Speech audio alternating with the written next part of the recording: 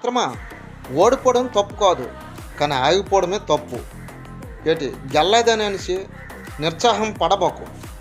నువ్వు ముందరకు సాగు. ఓడిపోను కదా, ఇక్కడితో నా జీవితం అయిపోయింది కదా అనుకుని నువ్వు నిరాశం పడకు. నువ్వు ముందరకు సాగు. నీ జయము అపజయం పోయే జయము వస్తుంది. అలాగే అక్కడ వరకు ఎందుకు, మామూలుగా ఒక పూల మొక్క వేసుకుందాం. ఆ పూల మొక్కకి ఎన్ని నీళ్ళు పోయవు, కానీ అది ఎప్పుడు పోయాలో అప్పుడే పోస్తుంది. అలాగా నెమ్మదిగా లెగిస్తుంది ఆ పూల మొక్క. అదే గడ్డి పరకి ఆటోమేటిక్గా కొంచెం నీళ్ళు పోయవు, అది బీభత్సంగా పెరిగిపోద్ది. గడ్డి పెరిగినట్లు పూల మొక్క పెరగదు కదా. అంతే, మంచి అలాగే ఉంటుంది, చెడి అలాగే ఉంటుంది. చెడి అనేది గడ్డి లాంటిది, మంచి అనేది పూల మొక్క లాంటిది. నువ్వు ఎంచుకోవాల్సింది పువ్వుల దారే కానీ గడ్డి దారి కాదు. అదే తెలుసుకో మిత్రమా. నేను ఆడిన మాటలో మీకు బాగా హృదయానికి టచ్ చేసి ఉంటే దయచేసి ఫాలో కొట్టి, లైక్ చేసి, షేర్ చేసి, సబ్స్క్రైబ్ చేయండి మిత్రమా. ఓకే మిత్రమా, జై హింద్.